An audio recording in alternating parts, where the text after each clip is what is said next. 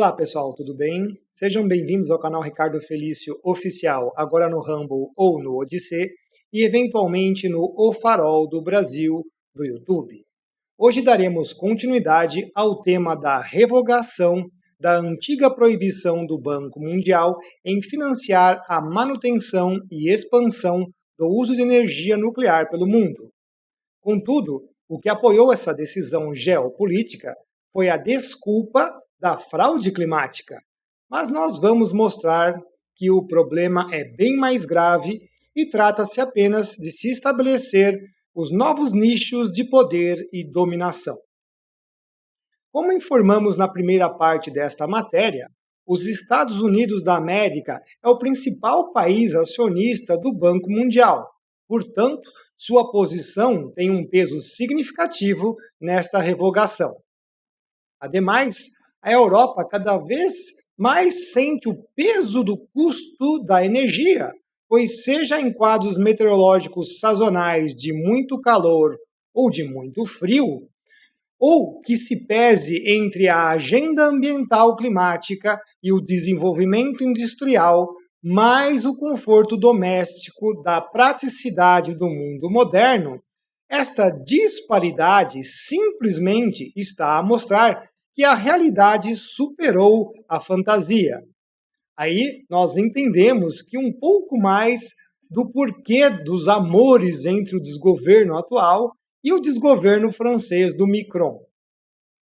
Claramente, a revogação teve o peso da influência do presidente Donald Trump, mas a saída francesa do imbróglio apoiou-se nas questões climáticas, elegendo o uso desta forma de energia não pelas suas qualidades operacionais de alta geração, utilizando pouco espaço físico, mas por servir ao plano de redução inútil e sem sentido das emissões de CO2, tornando-se então um enlace geopolítico de peso.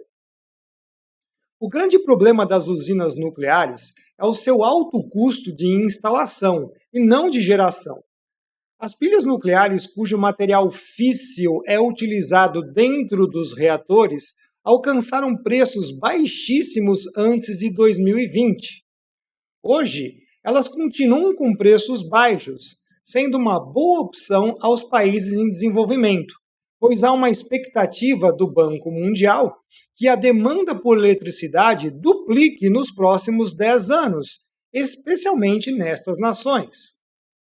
As estimativas de investimento para atender esta procura de forma rápida, desde a instalação de plantas e aumento das redes de transmissão até as redes de distribuição e montagem das estações transformadoras, sairiam dos atuais 280 bilhões de dólares anuais para 630 bilhões. Assim, o Banco Mundial deixou claro que, nesta escala, o investimento do setor privado passou a ser essencial na complementação dos recursos. Por isto que se fez necessário apresentarem alguns instrumentos de garantias ao capital que será investido, pois grandes fundos e parceiros de capitais não entrariam em nenhum empreendimento que a qualquer momento passasse a ser barrado por questões ambientais. Temos um exemplo disso aqui no Brasil, no que se refere à usina hidrelétrica de Belo Monte, que foi um grande desastre durante todo o seu período de construção, dadas as interferências ambientais e de ambientalistas. O horizonte de investimentos do Banco Mundial deixará de dar exclusividade às energias renováveis, mas ainda manterá os recursos destinados às fazendas solares e aos parques eólicos, como também às usinas hidrelétricas, geotérmicas e aos geradores que utilizam o gás natural, aquele mesmo que a Petrobras do Brasil amargou um prejuízo gigante em 2015, pagando a parte de chamado gás rico, que vem junto ao gás que é queimado nas termoelétricas brasileiras, mas totalmente inútil para esse propósito. Se quiser adivinhar quem foi o responsável por isso, basta lembrar quem governava em 2015. Esta nova decisão do Banco Mundial também favorece o cenário global para investimentos de amplo espectro no setor que ficou bastante retraído após o incidente ocorrido na usina nuclear de Fukushima, região costeira do Japão, em 2011, amenizando as barreiras que vieram no decorrer da história de acidentes nucleares como o de Chernobyl, ao norte da Ucrânia, ainda no regime soviético, em 1986, quando o reator número 4 arrebentou e expôs o seu núcleo para a atmosfera. Curiosamente, 6 anos depois de outro acidente, desta vez nos Estados Unidos, um pouco menos grave, quando o gerador número 2 da usina de Three Mile Island, na Pensilvânia, em 28 de março de 1979, fundiu-se parcialmente por problema de refrigeração e até hoje continua desativado. Curiosamente, essa planta será utilizada para a Microsoft rodar o seu projeto de inteligência artificial. Sim, o tio Bill Gates terá o seu reatorzinho para brincar, mas falaremos sobre energia nuclear e inteligência artificial mais à frente. Apenas uma curiosidade, esse acidente ocorreu 8 dias após o lançamento do filme estadunidense chamado Síndrome da China, que abordou um incidente análogo, decorrido por um problema no bombeamento de água pressurizada de refrigeração do circuito primário do hipotético reator e seus sistemas de alerta e registro de nível de água pressurizada refrigerante. O filme contou com Jack Lemmon, Michael Douglas e a Jane Fonda, fazendo sua estreia como garota ambientalista midiática, como Greta Thunberg e Sharon Suzuki, aquela que discursou em 1992 na Rio 92. Tecnologia e medidas de contenção são imperativas para as usinas nucleares, e elas existem há bastante tempo, como o invólucro de concreto principal para conter um incidente mais grave, ou até mesmo projetos inusitados de equipamentos cujo desenvolvimento é nacional, altamente seguros, como o reator de injeção de núcleo, o qual despeja o material físsil em uma piscina de 100 metros de profundidade, contendo água borada e com telas de contenção para permitirem resfriar e moderar a reação, evitando um desastre como o dos anteriores. As usinas nucleares são consideradas como geração de energia efetiva, ou seja, firme, pois fornecem uma base estável de eletricidade, assim como gás, óleo, carvão, geotérmica e hidráulica de montante, com represas em grandes corpos d'água, como é o caso de Itaipu. São bem diferentes das alternativas renomeadas erroneamente de renováveis, mascarando o seu caráter intermitente de geração. Contudo, para efeito geopolítico, do mais esdrúxulo, diga-se de passagem, as nucleares foram enquadradas como livre de emissões, elegendo-as como amigáveis ao clima, em vez de promovê-las pela sua justa propriedade de alto desempenho. Assim, sabendo-se da crescente demanda de energia elétrica e utilizando-se da falsa crise climática, aproveitou-se para se emplacar o negócio da energia nuclear, estabelecendo um novo paradigma, inclusive de monopólio energético que desponta no horizonte. Nós vamos falar disso já já. Só que tudo isso já estava dentro do IPCC, o painel do clima da ONU, mas não do pessoal responsável em falar do clima propriamente dito, e sim do terceiro grupo de trabalho que se encarrega de trazer as soluções maravilhosas para o problema inexistente climático. Lá estão as indicações para eólica, solar e também do pessoal da nuclear. Isto acontece desde o primeiro relatório lançado há 35 anos em 1990. Veja só quanto tempo dura já um embuste.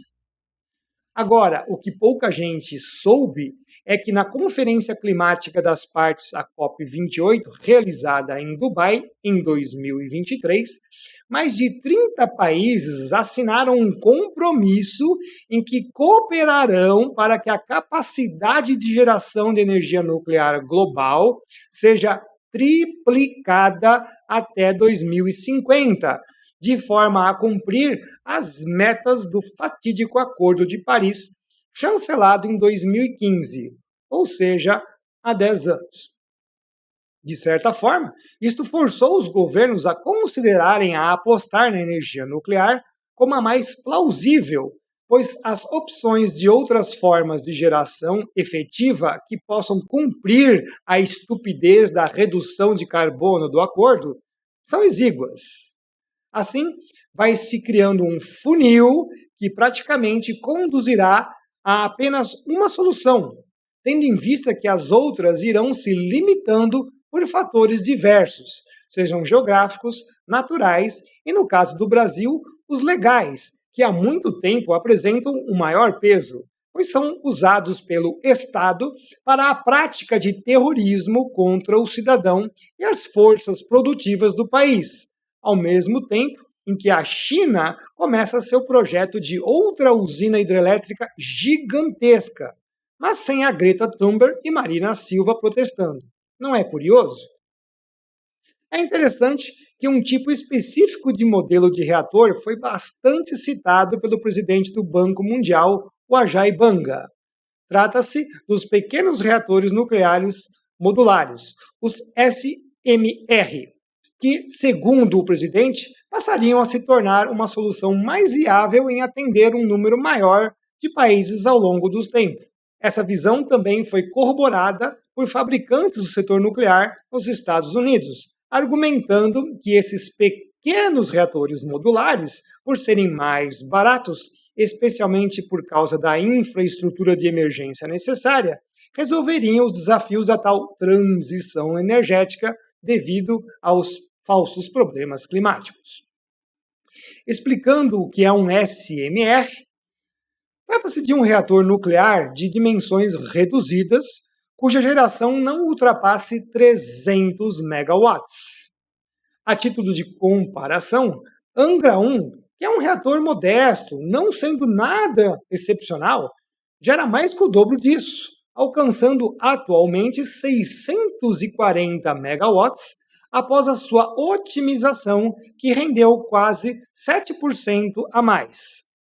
Isto cobre uma metrópole como Curitiba, com 2 milhões de habitantes.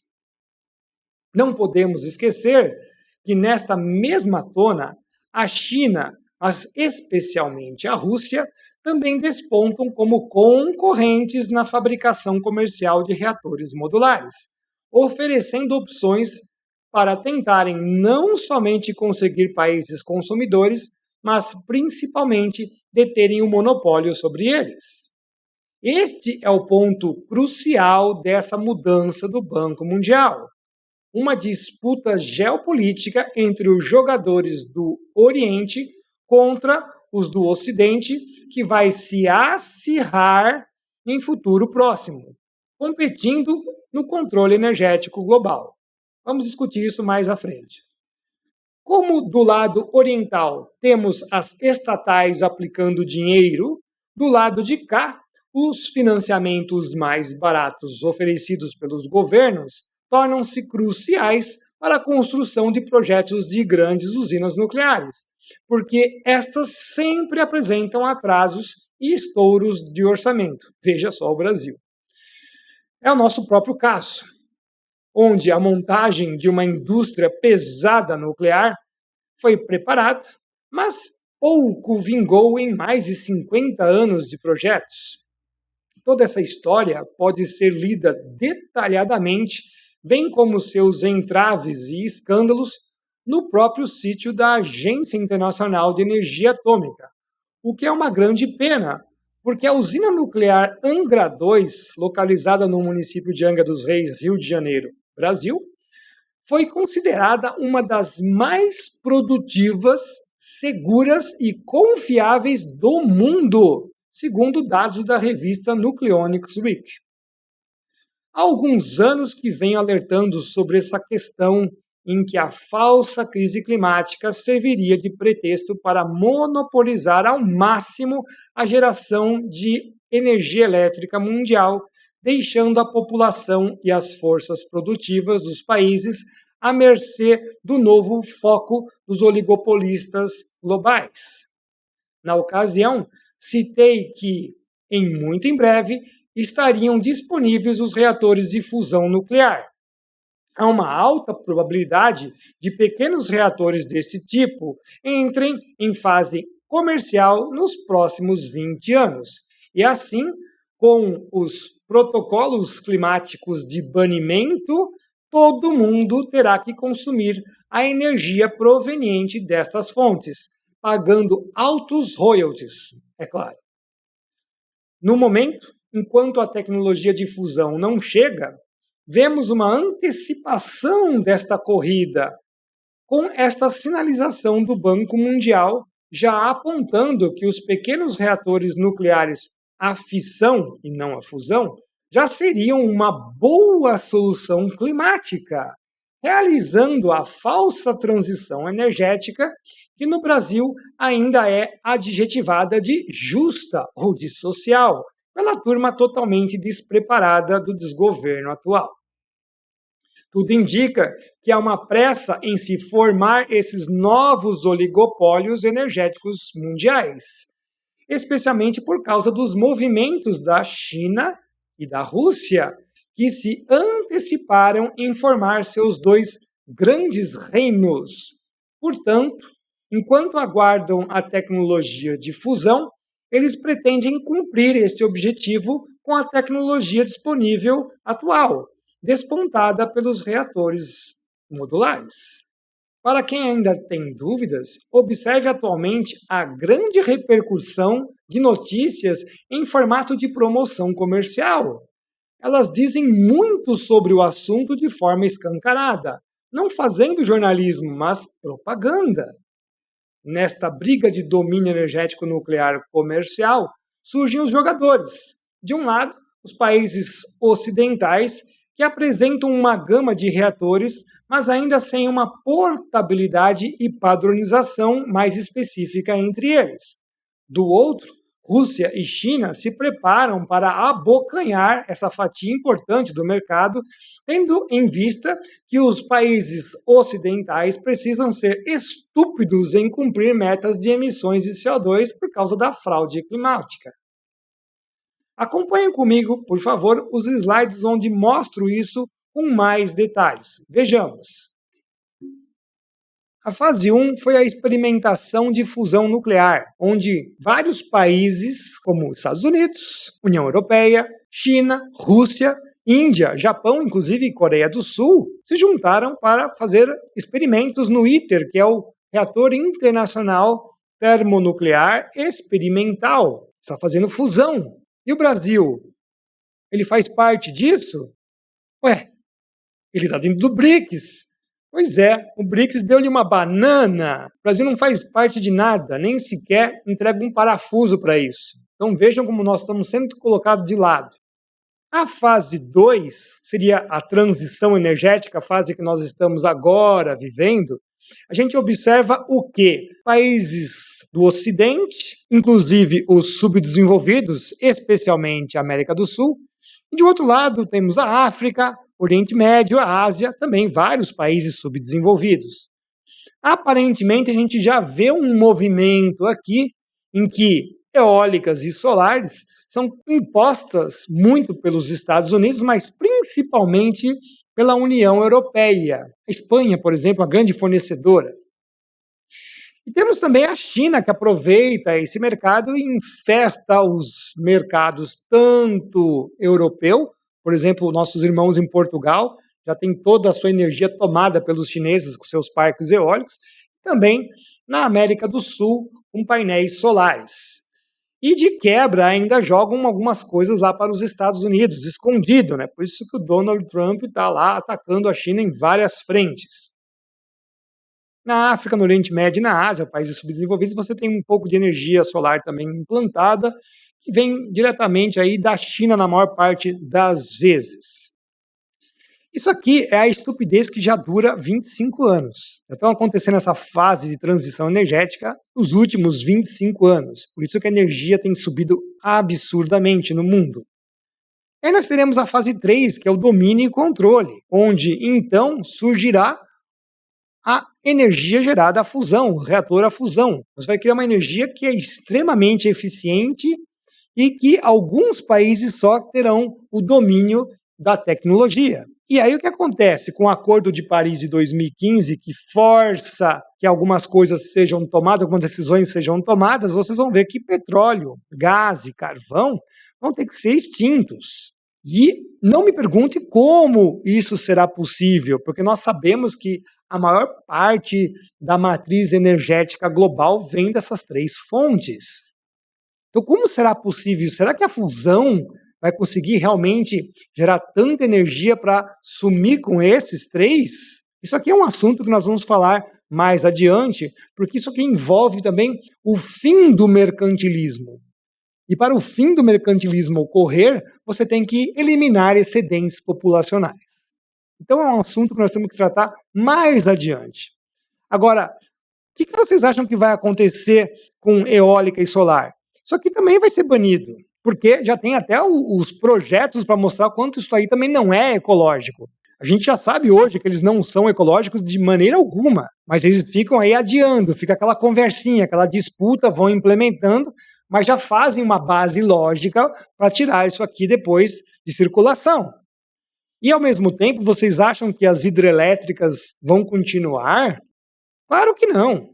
Vão também, de alguma forma, reduzi-las ou até mesmo fechar essas hidrelétricas. Porque já tem gente que trabalha há muitos anos, inclusive aqui no Brasil, contra as hidrelétricas, falando que elas soltam metano, que aquece o planeta e toda aquela idiotice que você já sabe. Então, novos projetos provavelmente nunca mais nós teremos e, se possível, ainda vão acabar com as que existem. Esse é o plano deles. Não sei se eles vão conseguir, mas esse é o plano.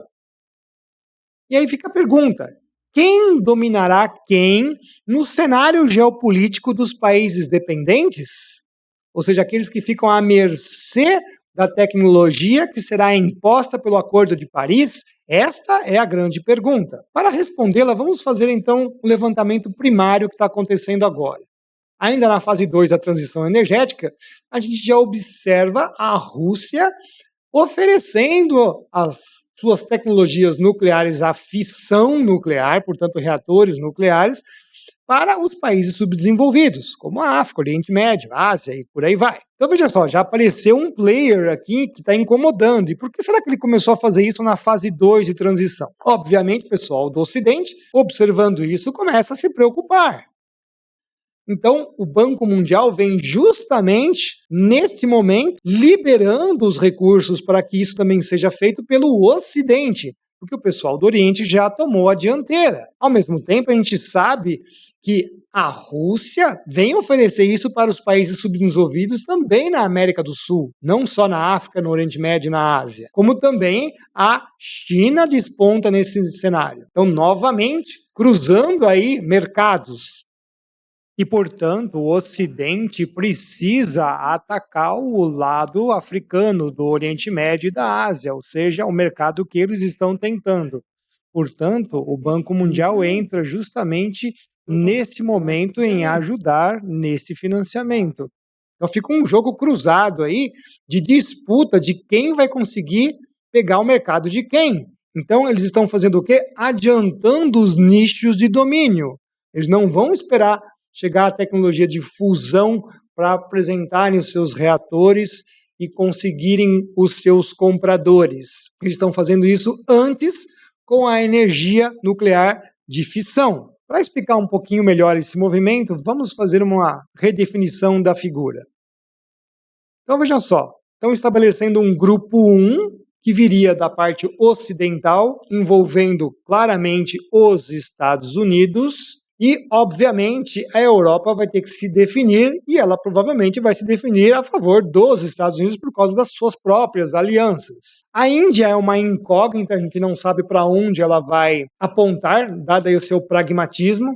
O Japão e a Coreia do Sul provavelmente também vão se alinhar ao grupo 1, e aí eles vão fornecer para a América, talvez toda, e a Europa, essa solução. Enquanto o grupo 2 vai ser servido pela China e o grupo 3 vai ser servido pela Rússia. Ambos poderão dominar o mercado da África, o Oriente Médio, a Ásia e provavelmente também alguns países da América Latina. Por isso que a gente vê essa disputa generalizada no mundo hoje também, né? Tem vários objetivos por trás disso tudo. E aí a fase 3 de domínio de controle, ela vai ser dividida. Nós vamos ter então reinos, olha essa palavra aqui, ó, os reinos, e domínio e controle setorizado. Então, de um lado do grupo 1 vai responder aí aos reatores nucleares de fusão desse grupo, e do lado de lá você vai ter o pessoal que vai responder à tecnologia do grupo 2 ou grupo 3. Vejam bem, isso aqui é uma visão minha, do professor Ricardo, com as informações que nós temos no presente. Você pode ter mudanças, por exemplo, uma fusão do grupo 2 com o grupo 3, ou de repente o grupo 3 nem avance para a fusão nuclear. Enfim, essa aqui é simplesmente uma visão dessas mudanças, dessas formações de grupos que representam esses novos reinos que vão aparecer e os domínios sobre os países subdesenvolvidos. Claro que petróleo, gás, carvão, hidrelétrica, tudo vai sair fora, porque tem que responder ao Acordo de Paris. E principalmente os países do Ocidente. Ou seja, ou eles acordam para isso, ou realmente eles vão ser engolidos. Claro que, e agora eu retomo o tema, não poderíamos nos esquecer de outra desculpa que envolve sediar os núcleos das inteligências artificiais. Para isso, cogita-se cada vez mais que serão necessárias enormes centrais de dados, os chamados data centers, para acondicionar seus processadores e bancos de memória.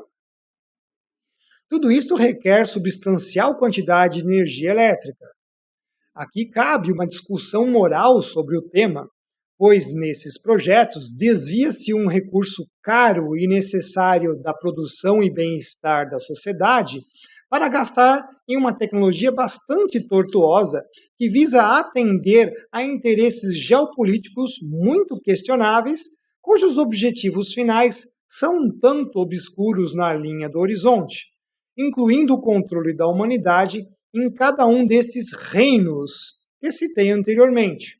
Ou seja, a China e Rússia fazendo deles do lado de lá, e aqui na América, os Estados Unidos montando o seu reino sobre todos nós.